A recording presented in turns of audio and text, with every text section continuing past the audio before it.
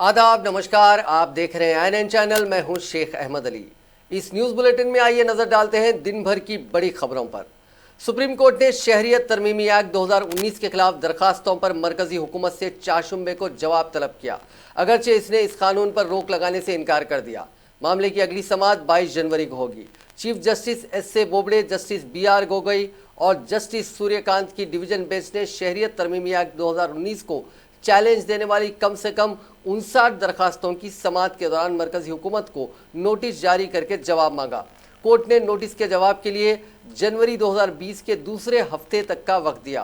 Congress leader Jairam Ramesh, Trinamool Congress की parliament member Mahwa Moitra और दीगर रहनुमाओं, इनफरादी और गैर सरकारी तंजीमों की जानिब से पेश हो रहे वकला की इस दरखास्त को मुस्तरद कर दिया, जिसमें इस कानून पर रोक लगाने की मांग की गई थी।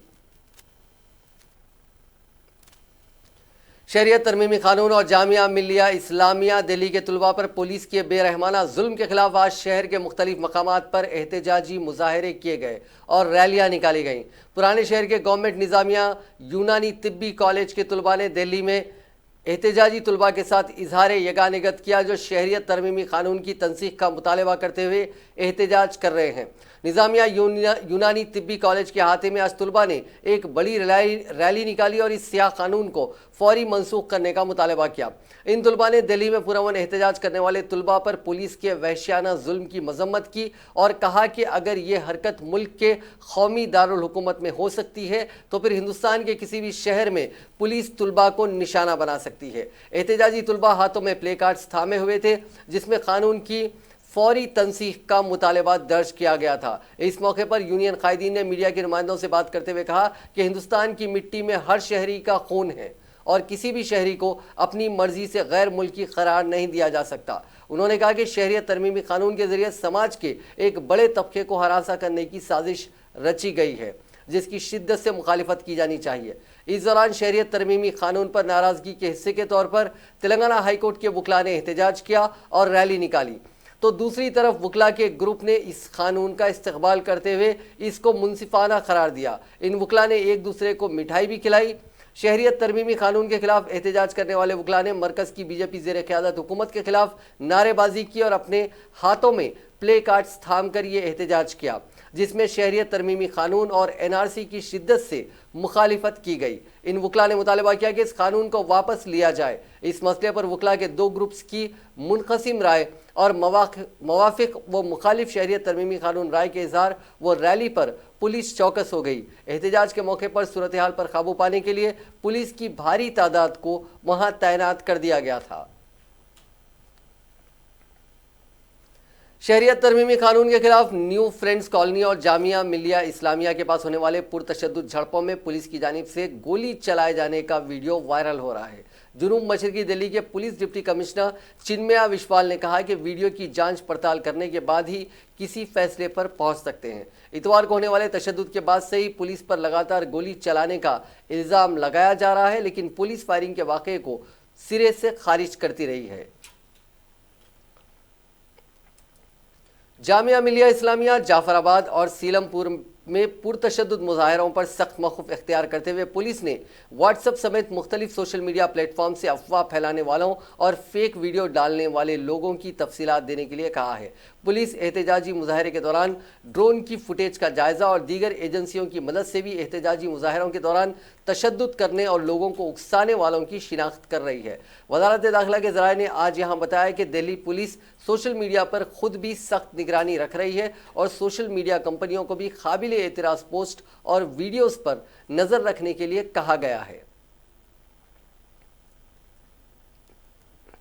जामिया मिल्लिया इस्लामिया के 2000 से ज़्यादा तलबा अपने हॉस्टलों को खाली करके अपने अपने घरों को लौट गए हैं। जामिया असातिज़ा एसोसिएशन के general secretary professor Majid Jameel ने एक न्यूज़ एजेंसी को बताया कि 70% से ज़्यादा तलबा ने हॉस्टल खाली कर दिए हैं। वाज़ेह रहे कि जामिया के हॉस्टलों में करीब 3000 तलबा क़याम करते हैं। हॉस्टल खाली करने वालों में सबसे बड़ी तादाद लड़कियों की है। हॉस्टल खाली करने वाली एक लड़की ने कहा कि वो जामिया में पढ़ते हुए तनाव और तशद्दुद से सख्त खौफजदा है। और इसी खौफ के सबब वो और उनके दूसरे हमजमात लड़कियां हॉस्टल खाली करके दिल्ली में अपने रिश्तेदारों के घर या अपने आबाई शहरों को वापस लौट रही हैं। ये लड़कियां जरूरी सामान लेकर अपने अपने घरों को रवाना हो गई। सानिया नामी तालिबा ने बताया कि वो इस पुरतशद्दुद माहौल में खुद को महसूस नहीं करती है।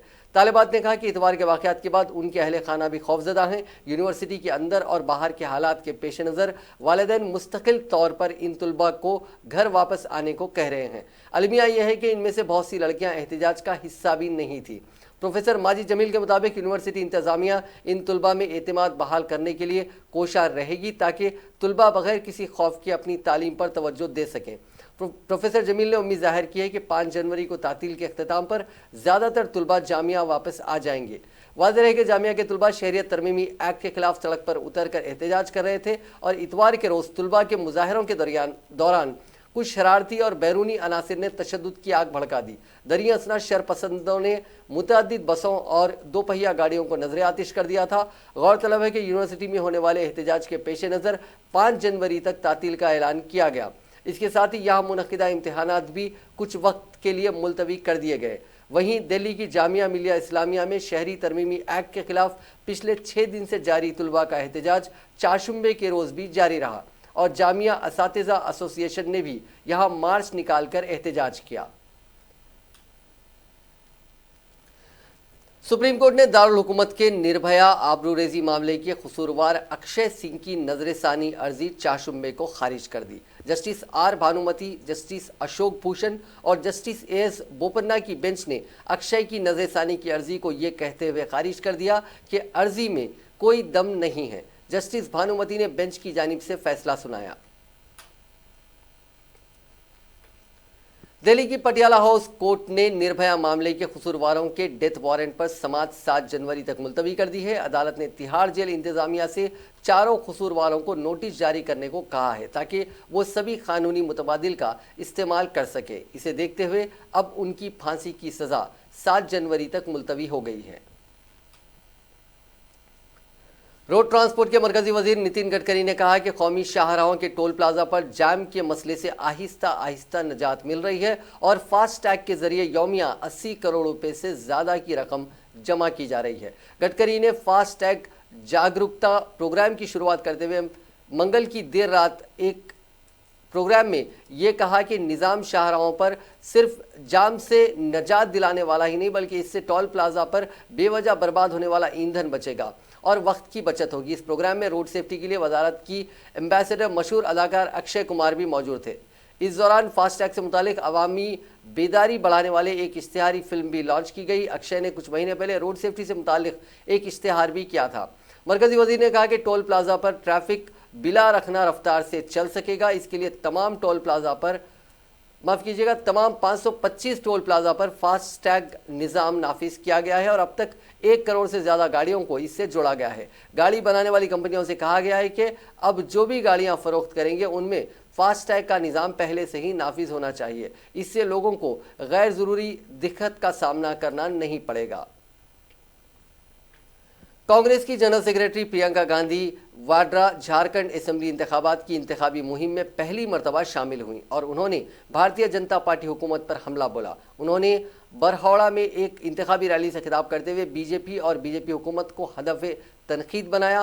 कांग्रेस की सीनियर रहनुमा प्रियंका गांधी ने कहा कि बीजेपी की हुकूमत इंतखाबी मुहिम में हीरो है लेकिन काम में ज़ीरो है। उन्होंने कहा कि जद्दोजहद करना कांग्रेस की रूह में शामिल है, सखाफत का तहफ़्फ़ुज़ कांग्रेस के ज़र्रे ज़र्रे में है। उन्होंने वज़ीर आज़म नरेंद्र मोदी पर इल्ज़ाम आयद किया कि वो सच नहीं कहते और एक नाकाम तालिब इल्म की तरह बहाने बनाते हैं। आज जब मईशत तबाह हो रही है तो हुकूमत नए कानून लाकर लोगों की तवज्जो मबजूल कर रही है। आसाम में एनआरसी और शहरियत कानून की मुखालिफत पर गोलियां चलाई गई।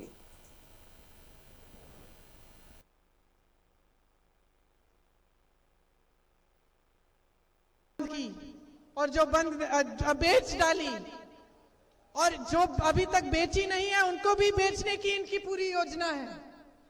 रेलवे बेचना चाहते हैं, एयरपोर्ट बेचना चाहते हैं। आज देश की ये स्थिति है कि देश के कोने कोने में महिलाओं के साथ अत्याचार हो रहा है। उत्तर प्रदेश में भाजपा के ही विधायक ने एक महिला का बलात्कार किया, इनकी सरकार कुछ नहीं बोली, बल्कि उस विधायक की इन्होंने पूरी रक्षा की। जब तक जनता से आवाज नहीं उठी कि हम ये बर्दाश्त नहीं करेंगे, तब तक ये रुके नहीं, रक्षा करते रहे। यहां हाल ही झारखंड में एक ऐसे उम्मीदवार हैं जिन पर यही आरोप लगे हैं और मोदी जी उनके मंच पर खड़े होकर उनके पक्ष में प्रचार कर रहे हैं। झारखंड की लड़कियां अपनी आंखों से देखो, आज ये देश की सच्चाई है, ये झारखंड की सच्चाई है। मगर मोदी जी इस पर नहीं बोलते, क्योंकि मोदी जी इस देश की सच्चाइयों पे नहीं बोलते। जब बोलते हैं तो बहानेबाजी करते हैं। जैसे फेल होने वाला बच्चा पाठशाला में बहाने मारता है, उसी तरह से मोदी जी भी बहाने मारते हैं। मोदी सरकार रोजगार दिलवाने में फेल हुई, बहाना कांग्रेस पार्टी। अर्थव्यवस्था को मजबूत बनाने में फेल हुई, बोलिए फेल हुई, बहाना कांग्रेस पार्टी। किसान को सक्षम बनाने में फेल हुई, बहाना कांग्रेस पार्टी। छात्रों की आवाज सुनने में सरकार फेल हुई, बहाना कांग्रेस पार्टी। महिलाओं को सुरक्षित रखने में सरकार फेल हुई, बहाना कांग्रेस पार्टी। महंगाई को रोकने में ये सरकार फेल हुई, बहाना कांग्रेस। वजीर इंफॉर्मेशन टेक्नोलॉजी व इंडस्ट्रीज के.टी. रामाराव ने कहा है कि हुकूमत तेलंगाना रियासत में अनकरीब आलमी मियार की एरोस्पेस यूनिवर्सिटी कायम करेगी। हिंद अमरीकी दिफाई ताल्लुकात पर 2 रोज़ा कॉन्फ्रेंस को मुखातिब करते हुए तारक रामाराव ने कहा कि हुकूमत ने एरोस्पेस और डिफेंस के शोबों में मजीद सरमायाकारी को राग़िब करने का मंसूबा बनाया है और मजीद 2 एरोस्पेस पार्क्स कायम किए जाएंगे। अमरीकी कौंसल जनरल की तरफ से इस कॉन्फ्रेंस का एहतमाम किया गया है। तेलंगाना में एरोस्पेस और डिफेंस के मुख्तलिफ यूनिट्स के क़याम का हवाला देते हुए वजीर इंफॉर्मेशन टेक्नोलॉजी ने कहा कि तेलंगाना मुल्क में तेज़ी के साथ तरक्की करने वाली रियासत बन गई है।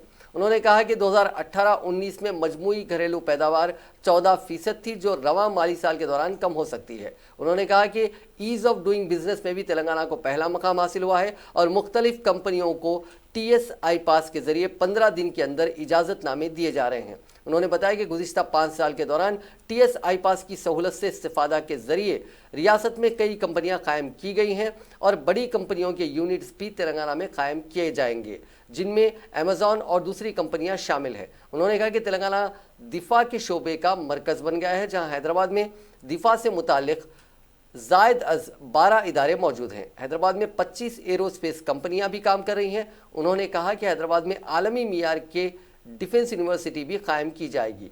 तारक रामाराव ने कहा कि टी हब हिंदुस्तान में एक बड़ा स्टार्टअप हब बन गया है। रियासती हुकूमत हार्डवेयर स्टार्टअप को फ़रोग़ देने के इक़दाम भी कर रही है। 2 रोज़ा कॉन्फ्रेंस का क़ब्ल-अज़ीं deputy assistant secretary US department Joel Starr के कलीदी खुतबे से हुआ। इस कॉन्फ्रेंस के जरिए सरकारी ओहदेदारों, कॉरपोरेट लीडर्स, मुहक़्क़ीक़ीन और एंटरप्रेन्योर्स को क़रीब करने में मदद मिलेगी, जिसके ज़रिए दिफाई अशिया की तैयारी में हिंद अमरीकी ताउन में इजाफा भी होगा।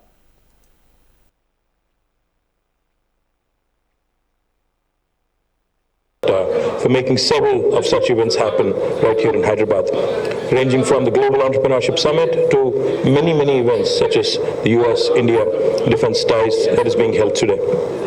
I'm also glad, Joel Starr, that the US administration has chosen to engage directly at the state level, not only at Delhi's level. Washington and Delhi, of course, continue to remain engaged, continue to remain extremely friendly. At the President and Prime Minister's level, at the level of ministers, at the level of the Secretary of State. But I'm also delighted that you've chosen to engage with several states across our country. This I believe is extremely important in strengthening not just a larger policy level engagement at the capital level, but also defense manufacturing capacity building, which are already existing in several locations, both in India and also in the United States. India is a federal country, a federal republic, as we all know, and has a lot of progressive states which offer the best ecosystem for industrial partnerships, and Telangana, of course, I would like to believe, leads from the front. As many of you Christmas त्योहार के मौके पर गरीब Christians में वजीर तलसानी श्रीनिवास यादव ने gift package तकसीम किए। बंसीलाल पेट में मुनक़िदा तकरीब में गिफ्ट पैकेज तकसीम करने के बाद खिताब करते हुए श्रीनिवास यादव ने कहा कि तेलंगाना हुकूमत तमाम फ़िरक़ों को खुश रखने के मकसद से हर त्यौहार को सरकारी तौर पर मना रही है। उन्होंने कहा कि हर साल की तरह इस साल भी गरीब क्रिश्चियंस में गिफ्ट पैकेट्स तकसीम किए गए। सनत नगर असम्बली हल्के में 5000 गिफ्ट पैकेट्स तकसीम किए जा रहे हैं। इनके अलावा रियासत भर में वुज़रा और अरकान मुखन्नना ने गिफ्ट पैकेट्स तकसीम किए। वज़ीर बरकी जगदीश्वर रेड्डी ने कहा है कि वर्कर्स तंजीमों में सियासी मुदाखलत नहीं होनी चाहिए। अगर वर्कर्स तंजीमों में सियासी मुदाखलत शुरू होती है तो ऐसी सूरत में वर्कर्स के मफादात मुतासिर होते हैं। इस तरह दुनिया भर में कई वर्कर्स तंजीमों की मिसालें सामने हैं। उन्होंने आज सूर्यापेट में 1104 इलेक्ट्रिसिटी एम्प्लॉयज़ एसोसिएशन के दफ्तर की नई इमारत का इफ्तिताह किया। इस मौके पर खिताब करते हुए वज़ीर बरकी ने कहा कि वर्कर्स के हुकूक़ के उसूल के लिए जो भी तंजीम आगे रहती है उस वक्त ही वो महकमा तरक्की करता है। उन्होंने कहा कि महकमा बरकी रियासत में सबसे तेज़ रफ्तार तरक्की करने वाला महकमा है। इंतज़ामिया को माली डिसिप्लिन और वर्कर्स को काम का डिसिप्लिन होना ज़रूरी होता है। ये दोनों खुसूसियात महकमा बरकी में पाई जाती हैं, इसलिए गुज़िश्ता चंद बरसों से तेलंगाना में महकमा बरकी के बेहतर नताइज बरामद हो रहे हैं। जगदीश्वर रेड्डी ने कहा कि महकमे की नुमाया कारकर्दगी के लिए ट्रांसको और जेनको के CMD प्रभाकर राव की काफ़ी मेहनतें हैं। उन्होंने कहा कि चीफ मिनिस्टर चंद्रशेखर राव ज़रई मकासद के लिए 24 घंटे मुफ्त मियारी बरकी सरबराह कर रहे हैं। हुकूमत के इस अहम प्रोग्राम को कामयाब बनाने में महकमे बरकी के मुलाजमीन और वर्कर्स का अहम रोल है। जगदीश्वर रेड्डी ने कहा कि 2001 में महकमे बरकी से ही तेलंगाना तहरीक का जन्म हुआ था और 2004 के इंतखाबात में रियासत में बरकी बहरान से ही हुकूमत तब्दील हो गई थी। रियासती वजीर अक़लियती बहबूद पसमानदा तबक़ात बहबूदी माजुरीन कोपला ईश्वर ने कहा है कि क्रिसमस त्यौहार के एजाज़ में ईसाइयों के लिए रियासती हुकूमत की जानिब से दी जाने वाली ज़ियाफ़त के इंतज़ामात बेहतर अंदाज में जारी हैं। आज उन्होंने लाल बहादुर स्टेडियम में क्रिसमस डिनर इंतजामात का जायज़ा लिया। इस मौके पर मीडिया से बात करते हुए उन्होंने कहा कि क्रिसमस डिनर का अहतमाम गुज़िश्ता 5 साल से कामयाबी से हो रहा है और चीफ मिनिस्टर के चंद्रशेखर राव खुद इस तकरीब में शरीक हो रहे हैं। तकरीब में शिरकत के लिए तमाम ईसाई भाइयों को मदऊ किया गया है। तमाम महकमों के अहदेदारों को हिदायत दी है कि इस बात को यकीनी बनाया जाए कि ज़ियाफ़त में शरीक होने वालों की मेहमान नवाजी में किसी किस्म की कोई कमी ना पेश आए। इस दौरे में AK खान मुशीर बराए अक़लियती फ़लाह बहबूद, अक़लियती फ़ाइनेंस कॉरपोरेशन के चेयरमैन अकबर हुसैन और दीगर आला अहदेदार मौजूद थे।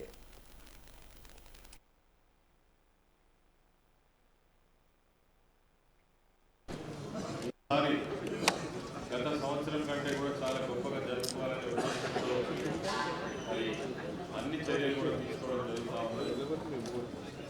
ముఖ్యమంత్రి గారి నుంచి ఎప్పటికప్పుడు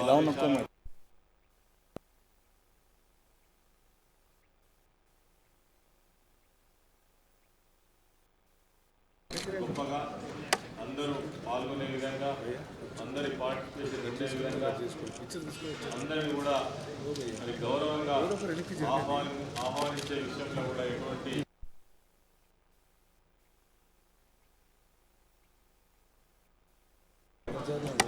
ఆదేశాలు ఇవ్వడం జరుగుతూ ఉంది। దాంట్లో భాగంగానే ఇప్పటికే 2-3 సార్లు అందరితో కలిసికట్టుగా ఈ యొక్క సమావేశాలను నిర్వహించి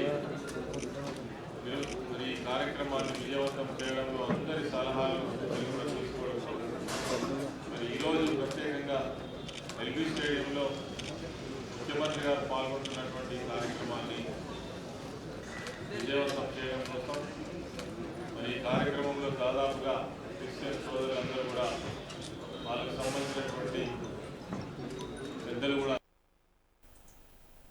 वज़ीर ज़िरा सिंगिरेड्डी निरंजन रेड्डी ने कहा है कि दरियाए कृष्णा और गोदावरी में गंदा पानी मिलने से आलूदा हो रहा है। दोनों दरियाओं में मुंतकिल होने वाले गंदे पानी को साफ करने की ज़रूरत है।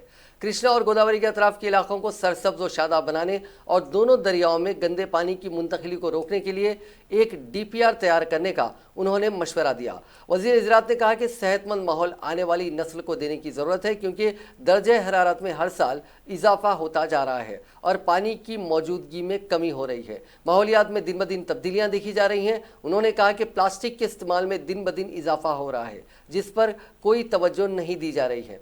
माहौलियात का तहफ़्फ़ुज़ करने वाले और साइंसदान की मुसलसिल जदोजहद के नतीजे में गंगा नदी की सफाई का प्रोग्राम शुरू किया गया है। अब तेलंगाना में कृष्णा और गोदावरी के साहिली इलाकों का तहफ़्फ़ुज़ के लिए मरकज़ी हुकूमत इक़दाम कर रही है, जो काबिल तहसीन है। उन्होंने कहा कि नदी से 5 किलोमीटर दूर तक छाँव देने वाले दरख्त और फलदार दरख्त और पौधे लगाने की ज़रूरत है। इसी तरह तालाबों और कुंटों के 2 किलोमीटर दूर बड़े पैमाने पर शजरकारी में इजाफा करना चाहिए। उन्होंने कहा कि इस काम के लिए महकमे आबपाशी, हॉर्टिकल्चर और दही तरक्यात के साथ ज़राअत के ओहदेदारों को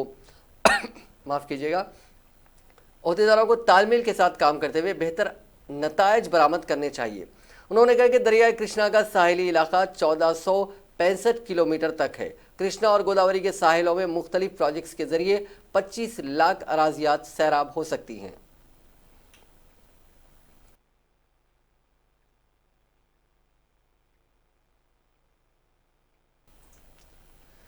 ग्रेटर हैदराबाद म्युनिसिपल कॉर्पोरेशन के कमिश्नर डीएस लोकेश कुमार ने कहा है कि मेट्रो रेल रूट के अलावा जेबीएस ता Falaknuma बराहे MGBS traffic signalling system को यकसान तरीक़ेकार के साथ काम करने वाला बनाने की कोशिश की जा रही है। जीएचएमसी के दफ्तर में ट्रैफिक सिग्नलिंग सिस्टम पर मुनक़िदा एक जायज़ा इजलास से खिताब करते हुए लोकेश कुमार ने कहा कि सड़क हादसात के तदारुक, जीएचएमसी के असासों और सिग्नलिंग सिस्टम में होने वाले नुकसानात के खात्मे के लिए ट्रैफिक रूल्स की खिलाफ वर्जी करने वाले गाड़ी रानों पर ज़्यादा से ज़्यादा जुर्माने आयद करने की जीएचएमसी के कानून में तब्दीली की इजाज़त देने हुकूमत से ख्वाहिश की गई है। इस सिलसिले में हुकूमत को एक तजवीज़ रवाना की गई है। लोकेश कुमार ने कहा है कि हालिया दिनों पेश आए सड़क हादसात में तकरीबन 1 करोड़ 10 लाख लागत के असासों को नुकसान हुआ है। सड़कें, अवामी मकामात, पार्क्स में शराब पीने वाले अफराद और शराब पीकर गाड़ी चलाने वालों की गाड़ियों को जब्त कर देने और उन पर भारी जुर्माने आयद करने का मंसूबा है। ट्रैफिक रूल पर सख्ती से अमलावरी के इक़दाम की ज़रूरत है। दीगर ममालिक में ट्रैफिक रूल्स की खिलाफ वर्जी नाकाबिल बर्दाश्त है। ट्रैफिक के बहाव पर नज़र रखने के लिए मोबाइल डिश बूट कायम किए जाएंगे। जीएचएमसी कमिश्नर ने कहा कि फिलवक्त ग्रेटर हैदराबाद के दायरे में 221 ट्रैफिक जंक्शन की निगरानी के अलावा 3 पुलिस कमिश्नरेट्स के तहत आने वाले 155 ट्रैफिक जंक्शन 98 मकामात पर नए पीली कान सिग्नलिंग सिस्टम को मुतारिफ किया जा रहा है। नए जंक्शन और पेलिकॉन सिग्नल्स की टेंडरिंग एग्रीमेंट को बड़ी एहतियात से तैयार किया जा रहा है। मुस्तकबिल में उसकी निगहदाश्त इसी कंपनी के जिम्मे होगी। उन्होंने बताया कि फिलवक्त शहर में मौजूद 221 ट्रैफिक सिग्नल्स में 58 सिग्नल्स मुनासिब काम नहीं कर रहे हैं। इस माह के अवाखिर तक काम ना करने वाले सिग्नल्स को कारकर्द बनाने की मुताल्लिका एजेंसी को मोहलत दी गई है। जीएचएमसी कमिश्नर लोकेश कुमार ने कहा है कि बायोडायवर्सिटी फ्लाईओवर पर पेश आए हादसे की तहकीकात करने वाली 4 रुकनी माहिरीन की कमेटी ने अपनी रिपोर्ट पेश कर दी है। उन्होंने कहा कि माहिरीन की कमेटी ने वाजे किया है कि फ्लाईओवर की तामीर में किसी किस्म की खामियां नहीं पाई जाती। कमेटी ने फ्लाईओवर पर जाने वाली गाड़ियों की स्पीड की हद मुकर्रर करने की तजवीज़ पेश की है। उन्होंने बताया कि फी घंटा 40 किलोमीटर की स्पीड से सफ़र करने के लिए बायोडायवर्सिटी फ्लाईओवर तामीर किया गया है। कमिश्नर ने बताया कि कमेटी की रिपोर्ट को हुकूमत को पेश कर दिया गया है। हुकूमत की जानिब से इजाज़त मिलने के फौरी बाद बायोडायवर्सिटी फ्लाईओवर को दोबारा खोल दिया जाएगा। वाज़ेह रहे कि चंद दिन कबल एक तेज़ रफ्तार कार बायोडायवर्सिटी फ्लाईओवर से नीचे गिर गई थी, जिसके नतीजे में एक खातून की मौत हो गई थी। उस हादसे में कार में सवार अफराद के अलावा सड़क पर चलने वाले बाज़ अफराद जख्मी हो गए थे। तेलंगाना बीजेपी के सदर डॉक्टर के लक्ष्मण ने कहा है कि मुल्क में 12 साल क़याम करने वालों को शहरियत दी जाती है। मीडिया से बात करते हुए उन्होंने कहा कि शहरियत बिल किसी की शहरियत मनसूख करने के लिए नहीं है, बल्कि शहरियत देने के लिए है। कांग्रेस, टीआरएस और बाएं बाजू जमातें इसकी मुखालिफत कर रहे हैं। उन्होंने कहा कि बंटवारे के बाद हिंदुस्तान में अक़लियतों को तहफ़्फ़ुज़ फराहम किया गया, लेकिन पाकिस्तान में अक़लियतों पर जुल्म ढाया गया। पाकिस्तान के अक़लियती मुतासिरीन को फ़ायदा पहुँचाने के लिए ये बिल लाया गया है। इसको मज़हब से जोड़कर सियासी फ़ायदा उठाने की कोशिश कांग्रेस कर रही है। उनकी ये साजिश का अवाम मुंह तोड़ जवाब देगी। शहरियत बिल पर अवाम शऊर बेदारी के लिए जारिया माह आखिर में अवाम में शऊर बेदारी की जाएगी। लक्ष्मण ने कहा कि बहुत जल्द एनआरसी बिल लाया जाएगा क्योंकि हैदराबाद में गैर कानूनी शहरी मौजूद हैं, उनको बाहर निकालने की ज़रूरत है। उन्होंने टीआरएस को निशाना बनाते हुए कहा कि कौन से मुसलमानों को शहरियत देना चाहते हैं उसका खुलासा करना चाहिए।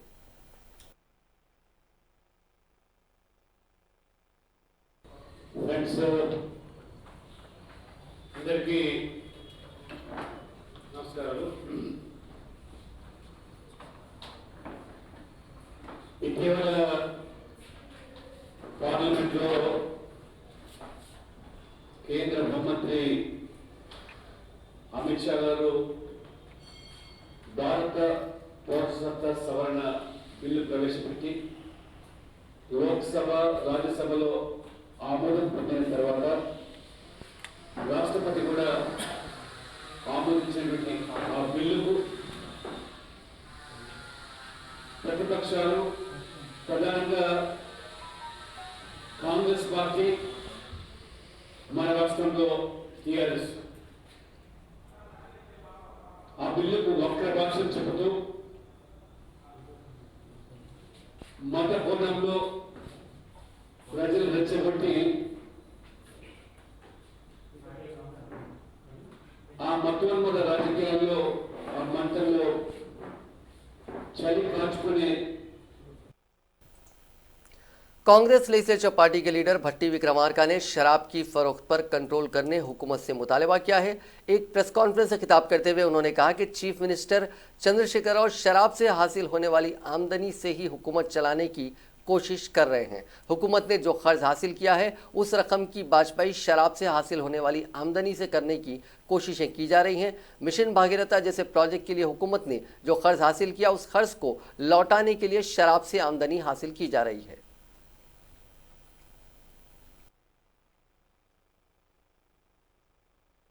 चीफ मिनिस्टर साहब ने और तेलंगाना स्टेट दारू बेचने में जो प्राइसेस बढ़ाया, इतना बढ़ाया, हर साल में कम से कम 25,000 करोड़ ये दारू से स्टेट को रेवेन्यू जनरेट करने के लिए सोच के इतना बढ़ाया। मैं ये बोलना चाहता हूँ चीफ मिनिस्टर साहब को, एक मामूली आदमी एक रोजगार हो, एक चीप लिकर पीने के लिए 120 रुपया आज खर्च करना पड़ रहा है। महीने में 3,600 रुपया खर्च करना पड़ रहा है। एक साल में कम से कम उन्हें 40,000 एक मामूली लेबर जेब से एक क्वार्टर पिए तो कम से कम 40,000 रुपया उसका जेब से ले रहे।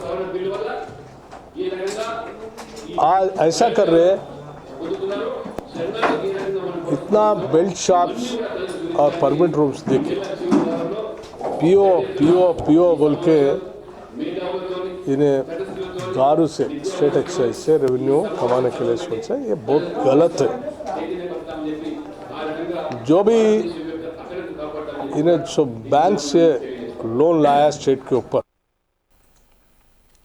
महकमा ट्रांसपोर्ट आंध्र प्रदेश ने मोटरसाइकिल सवारों के तहफ़्फ़ुज़ और सड़क हादसा को रोकने के लिए 1 जनवरी 2020 से नए मोटर व्हीकल एक्ट के निफाज का फैसला किया है। महकमा ट्रांसपोर्ट के एक ज़राए ने बताया कि मुख्तलिफ तजवीज़ों के बाद ये बात महसूस की गई है कि सड़क हादसात में हलाक होने वाले हर 100 अफराद में से 30 अफराद की अमवात हेलमेट के अदम इस्तेमाल की वजह से होती है और हेलमेट ना पहनने से हादसात की सूरत में कई अफराद शदीद ज़ख्मी भी होते हैं।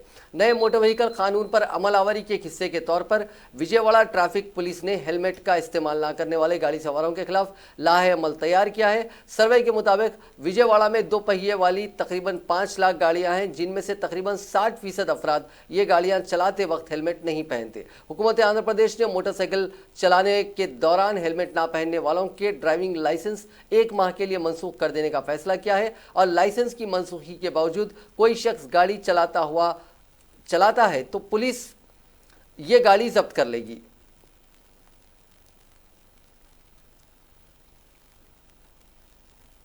तेलंगाना के महकमे मौसमियात ने कहा है कि मुल्क के शुमाली हिस्सों में इस मरतबा आने वाली गर्म हवाओं के नतीजे में रियासत के बेशतर मकामात पर रात के दर्जे हरारत में मामूल से 2 डिग्री की कमी दर्ज की गई है। गुज़िश्ता चंद दिनों के दौरान रियासती दारुल हुकूमत हैदराबाद में दर्जे हरारत 18 डिग्री दर्ज किया जा रहा है। ज़िले कुमरम भीम आसिफाबाद में दर्जे हरारत मामूल के 14 डिग्री के बरखिलाफ 19 डिग्री सेल्सियस दर्ज किया जा रहा है। महकमे मौसमियात हैदराबाद की डायरेक्टर के नागरत्ना ने कहा कि हवाओं में तब्दीली, शहर यानी गाड़ियों की आलूदगी में इजाफा और बारिश के नतीजे में आज़म तरीन दर्जे हरारत में इजाफा हुआ है।